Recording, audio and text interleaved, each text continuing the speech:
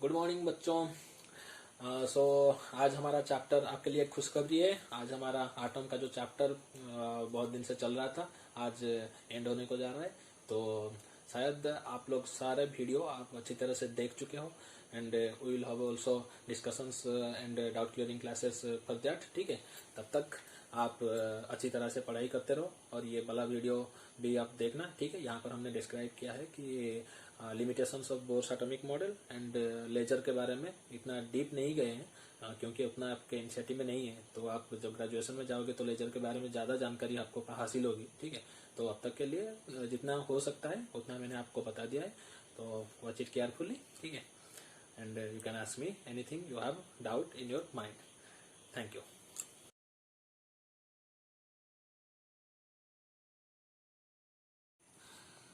तो बच्चों आज हम डिस्कस करेंगे जो ड्रॉबैक्स या लिमिटेशंस जो कुछ भी आप बोल सकते हो बोर का एटॉमिक मॉडल में जो उन्होंने सब पोस्टुलेट दिया था उसमें से लिमिटेशंस क्या था, उनका कौन से ड्रॉबैक्स थे जो बोर्स के एटॉमिक मॉडल को गलत ठहराए। ठीक है, तो पहले लिमिटेशन के बारे में देखते हैं। The Bohr's model is only applicable to hydrogen atoms. ठीक है, it can not be extended even to mere 2 electron atoms. ठीक है, इसका मतलब क्या है? इसका मतलब यह है कि जो बोर्स का एटॉमिक मॉडल है वो उन्होंने सिर्फ हाइड्रोजन एटम के लिए दिया हुआ है। मतलब हाइड्रोजन एटम में इलेक्ट्रॉन कितना है? एक इलेक्ट्रॉन है। तो एक ही इलेक्ट्रॉन के रेडियस, वेलोसिटी, ठीक है, उसका पोजीशन वगैरह उन्होंने हम बोर्स एटॉमिक मॉडल से हम पता कर सकते हैं। लेकिन अगर इलेक्ट्रॉन की संख्या बढ़ जाती है तो we can not apply the Bohr's model in that particle. ठीक है कि नहीं? तो ये क्या हुआ? It can not be extended even to mere 2 electron atom. जैसे कि आप देख सकते हो अभी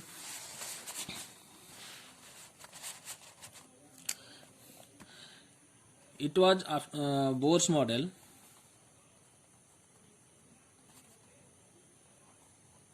ओनली एप्लीकेबल टू हाइड्रोजन और हाइड्रोजेनिक एटम। ठीक है, हाइड्रोजेनिक मतलब क्या है?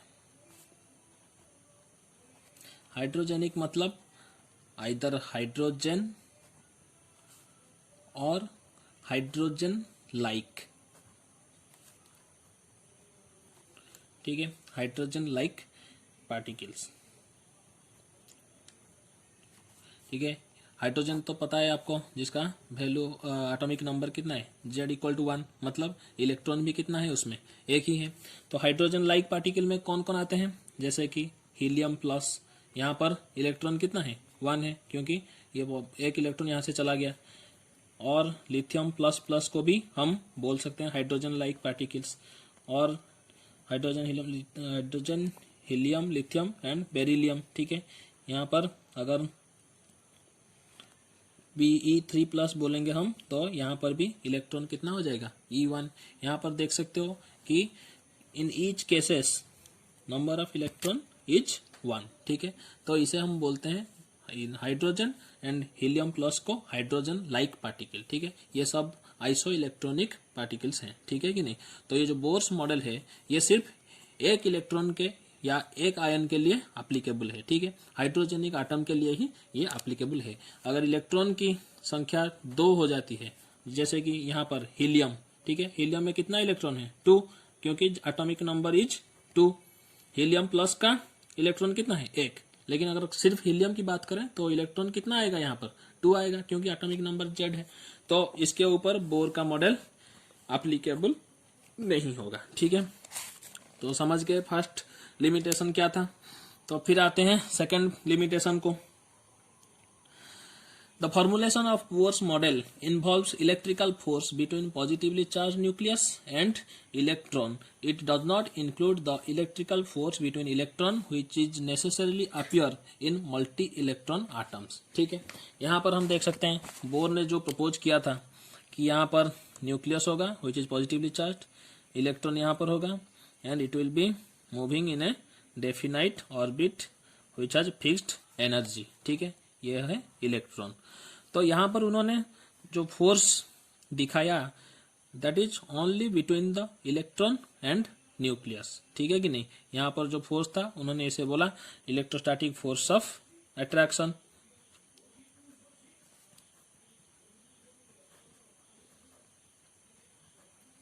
लेकिन आटम में दूसरे इलेक्ट्रॉन्स भी होते हैं, उनके बीच भी इंटरेक्शन होता है, ठीक है कि नहीं, उनके बीच भी फोर्स एक्ट करता है। उसको उन्होंने क्या किया, नेग्लेक्ट कर दिया। सिर्फ यही वाले फोर्स को उन्होंने डिस्क्राइब किया और इसी के ऊपर से अपना थ्योरी बनाया, ठीक है। तो formulation of Bohr's model involves electrical force between positively charge nucleus and electron. It does not include the electrical forces between electrons which necessarily appear in multi-electronic atoms, ठीक है। That's why we always say that Bohr's model is only applicable to hydrogenic atom, क्योंकि वो multi electronic atom के लिए applicable नहीं है, क्योंकि वो जो force between electrons and nucleus is only considered, लेकिन इलेक्ट्रॉन और इलेक्ट्रॉन के भीतर जो फोर्स है उसको यहाँ पर कंसिडर नहीं किया गया है, जो कि मल्टी इलेक्ट्रॉनिक आटम को डिस्क्राइब करने के लिए बहुत ही जरूरी होता है, ठीक है। तो third limitation is it correctly predicts the frequencies of the light emitted by hydrogenic atoms but failed to explain the relative intensities of the frequencies in the spectrum। यहाँ पर समझने के लिए कोई माने ज्यादा बात नहीं है, लेकिन यहाँ पर बोर ने क्या कहा, देखो कि उन्होंने कहा था कि ये जो हाइड्रोजन स्पेक्ट्रम एमिशन स्पेक्ट्रम है उसमें से जो विजिबल फ्रीक्वेंसी आते हैं, some of the visible frequency are weak intensities, ठीक है कि नहीं, लेकिन किसी किसी में भी स्ट्रांग दिखाई पड़ता है। ये जो डिफरेंस है इंटेंसिटी में वीक और स्ट्रांग, वो क्यों दिखाई पड़ रहा है उसको उन्होंने एक्सप्लेन नहीं कर पाए, ठीक है कि नहीं। तो that was the third limitation of Bohr's atomic model, ठीक है। अब आते हैं फोर्थ लिमिटेशन को। He failed to explain the Zeeman effect, ठीक है। यहाँ पर बच्चों इंपॉर्टेंट है ये जानना कि what do you mean bye G-man effect, ठीक है। तो डेफिनेशन के हिसाब से जी-मैन इफेक्ट क्या है, splitting of spectral line into A number of component lines with the application of a magnetic field is called G-man effect, ठीक है कि नहीं। मतलब उसको समझाने के लिए हम एग्जाम्पल देते हैं। एक जिंक आटम ले लो, जैसे कि आप देख सकते हो अपने स्क्रीन में, मैंने एक दिखाया है, एक आपका इमेज दिखा रहा हूँ। वहां पर देखो जिंक आटम है, ठीक है। जैसे ही मैग्नेटिक फील्ड ऑफ है, वहां पर जिंक आटम का जो स्पेक्ट्रल लाइन दिख रहा है, कितना स्पेक्ट्रल लाइन आपको दिख रहा है, एक ही स्पेक्ट्रल लाइन दिख रहा है। लेकिन जैसे ही हम मैग्नेटिक फील्ड ऑन करते हैं और जिंक आटम का वो जो सिंगलेट है उसे मैग्नेटिक फील्ड में प्लेस करते हैं, तो या क्या होता है, वहां पर नंबर ऑफ कंपोनेंट लाइन 3 हो जाते हैं, ठीक है कि नहीं। वहां पर पहले मैग्नेटिक फील्ड जब ऑफ था तो वहां पर एक स्पेक्ट्रल लाइन दिख रहा था, लेकिन जैसे ही मैग्नेटिक फील्ड में उसे हम रखते हैं या मैग्नेटिक फील्ड ऑन करते हैं तो वो जो सिंगलेट स्पेक्ट्रल लाइन था वो ट्रिपलेट में कन्वर्ट हो जाता है, ठीक है। इसे बोलते हैं नॉर्मल जी-मैन इफेक्ट, ठीक है। ये स्ट्रॉन्ग मैग्नेटिक फील्ड में एप्लीकेबल है। अगर स्ट्रॉन्ग मैग्नेटिक फील्ड में आप किसी भी आटम को रखो, जिंक आटम हो सकता है, हाइड्रोजन आटम को भी रखो, तो क्या होगा, उसका जो स्पेक्ट्रल लाइन है, एक spectral line will be splitted into 3 number of component lines, ठीक है। तो उसे बोलते हैं normal Zeeman effect. Another one is anomalous Zeeman effect. वो कैसे होता है, देखो फॉर एग्जांपल हम सोडियम लाइट सोर्स लेते हैं, सोडियम लैंप से एक लाइट आ रहा है, उसको अगर हम हाई रिजोल्यूशन स्पेक्ट्रोमीटर के अंदर स्टडी करेंगे, क्या ऑब्जर्व करोगे, उसका जो एमिशन स्पेक्ट्रम है उसमें से 2 लाइन आते हैं, one is D1 and another one is D2 line, ठीक है। आप फिगर में देख सकते हो कि D1 लाइन है, D2 लाइन है, 2 स्पेक्ट्रल लाइन आ रहे हैं नॉर्मली, ठीक है, डबलेट में। लेकिन जैसे ही हम मैग्नेटिक फील्ड के अंदर उसे प्लेस करते हैं, ठीक है, वो जो D1 लाइन है जिसका वेवलेंथ है 5890 एंगस्ट्रॉम, वो 4 कंपोनेंट लाइन में स्प्लिट हो जाता है, ठीक है। और जो D2 लाइन है वो 5896 एंगस्ट्रॉम का जो D2 लाइन है वो 6 कंपोनेंट में स्प्लिटेड हो जाता है, ठीक है। तो ये जो स्प्लिट हो रहा है due to the magnetic field effect on the spectral line, इसे बोलते हैं anomalous Zeeman effect. 2 types of Zeeman effect is there, one is normal Zeeman effect and another one is anomalous Zeeman effect, ठीक है। यहाँ पर और एक image हम दे रहे हैं जहां पर आप कंपैरिजन कर सकते हो कि normal Zeeman effect is in strong magnetic field and anomalous Zeeman effect occurred in weak magnetic field.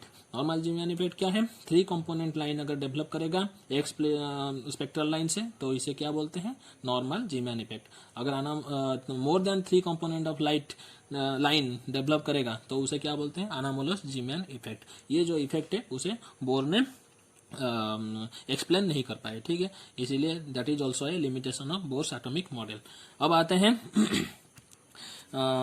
It also fail to explain the Stark effect. Fifth limitation है, it fail to explain the Stark effect. ये Stark effect क्या है, उसी हिसाब से जीमीएन effect जैसा है उसी हिसाब से splitting of spectral line into several components by the application of electric field.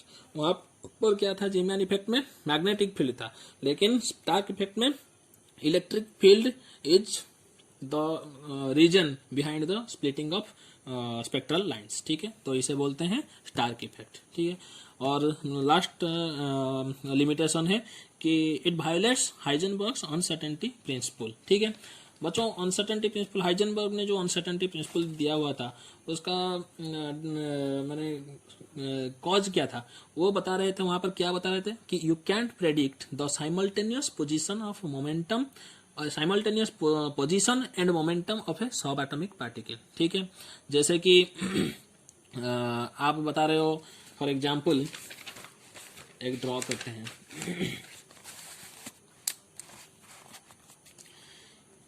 यहाँ पर एक न्यूक्लियस है, electron is revolving around it according to Heisenberg. उन्होंने क्या बताया कि वी कैन नॉट प्रेडिक्ट, ठीक है, simultaneous position and momentum of a subatomic particle. मतलब अगर आप इलेक्ट्रॉन का पोजीशन यहाँ पर बता रहे हो तब उसी समय आप इसका मोमेंटम कितना है, ठीक है, ये आप बता नहीं सकते। अगर आप मोमेंटम बता रहे हो तो उसका पोजीशन साइमल्टेनियसली उस समय कहाँ पर होगा वो भी आप नहीं बता सकते। लेकिन बोर ने क्या कहा, उन्होंने रेडियस का फॉर्मूला दे दिया, ठीक है, फिर वेलोसिटी का फॉर्मूला भी दे दिया, तो वहां पर सिर्फ मास मल्टीप्लाई करके हम एम भी निकाल सकते हैं। तो वहां पर हमें क्या मिल रहा है, एक साइमल्टेनियस पोजीशन ऑफ, जहां पर हम रेडियस निकाल रहे हैं, पोजीशन निकाल रहे हैं, वहां पर हम मोमेंटम भी निकाल पा रहे हैं। इसीलिए it violated the Heisenberg's uncertainty principle. So बच्चों, these were the limitations of Bohr's atomic model. Now we will go for laser, ठीक है। तो आते हैं लेजर, ठीक है। ये जो एक्रोनिम है उसका एक फुल फॉर्म भी है, ठीक है। तो लेजर का एक्रोनिम अगर हम फुल फॉर्म में बदले तो इसका क्या बदला जाता है, light amplification by stimulated emission of radiation। ये याद रखना जरूरी है, ठीक है। ये जो लाइट ले एम्प्लीफिकेशन SER, ठीक है, इसे बोलते हैं light amplification by stimulated emission of radiation, ठीक है। अब आप स्क्रीन में जो पिक्चर आ रहा है उसे पहले देखो, ठीक है कि नहीं। यहाँ पर आप देख सकते हो कि there is a difference between laser light and normal light, ठीक है। अगर आप डिफरेंस को पहचान लोगे तो आप लेजर के बारे में एकदम क्लियर हो जाओगे कि what do you mean by laser and how it different from the normal light, ठीक है। यहाँ पर 4 कैरेक्टरिस्टिक हैं लेजर का, ठीक है। पहला कैरेक्टरिस्टिक है, पहला डिफरेंस जो है वो क्रोमेटिक ऑर्डर में, ठीक है। वो जो लेजर लाइट है वो मोनोक्रोमेटिक इन नेचर होता है, ठीक है। मोनोक्रोमेटिक मतलब, मोनो मतलब सिंगल, क्रोमेटिक मतलब कलर। लेजर लाइट जो होता है वो सिंगल कलर में आता है, क्योंकि उसमें जो फोटॉन्स वगैरह होते हैं उनका सब एक ही वेवलेंथ एंड एक ही फ्रीक्वेंसी होता है, ठीक है। इसीलिए that is monochromatic in nature, मतलब single colour, single wavelength and single frequency. But normal light में क्या होता है, आप देख सकते हो फिगर में, different colours are there, polychromatic वो होता है। पॉली मतलब मैनी एंड क्रोमेटिक मतलब कलर्स, ठीक है। वहां पर पॉली कलर मैंने बहुत सारे कलर मिक्स होके आते हैं, इसलिए उसे क्या बोला जाता है, पॉलीक्रोमेटिक इन नेचर।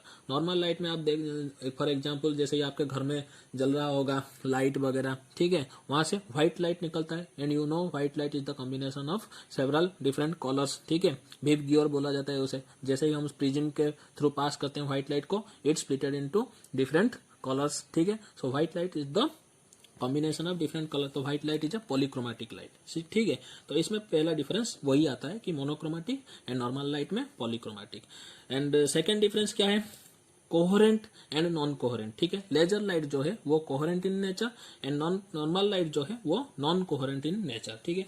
कोहेरेंट किसे बोलते हैं, अगर टू वेव्स हो या हम लेजर से जो निकल रहा है उसे हम क्या बोलेंगे, फोटॉन्स बोलेंगे, ठीक है। That are the particles in nature and those photons are the exactly same frequency, they have the exactly same frequency and have zero और कांस्टेंट फेज डिफरेंस। उनके बीच जो फेज डिफरेंस है वो जीरो हो सकता है या कांस्टेंट फेज डिफरेंस होता है, ठीक है। इसीलिए उसे बोला जाता है कोहेरेंट। आप फिगर में देख सकते हो कि same frequency, same wavelength and same phase difference में लाइट्स जो तीन वेव्स जा रहे हैं वो तीनों का वेवलेंथ भी सेम है, फ्रीक्वेंसी भी सेम है एंड फेज डिफरेंस भी सेम है, इसीलिए उसे बोला जाता है कोहेरेंट, ठीक है।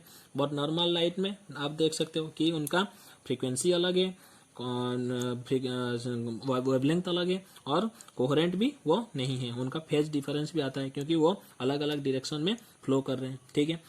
तो third characteristic of laser light is that is directional, unidirectional in nature, ठीक है। सारे वेव एक ही डायरेक्शन में फ्लो कर रहे हैं, सारे जो फोटॉन्स वगैरह है, वो जो पार्टिकल वगैरह है वो पैकेट्स में आते हैं, तो सारे पैकेट्स भी एक ही डायरेक्शन में फ्लो करते हैं। लेकिन नॉर्मल लाइट जो है वहां से देखो वो जो फोटोन वगैरह सब होते हैं वो स्कैटर्ड होते हैं, वो एक दूसरे एक ही डायरेक्शन में नहीं जा रहे, वो फैल रहे हैं, ठीक है कि नहीं।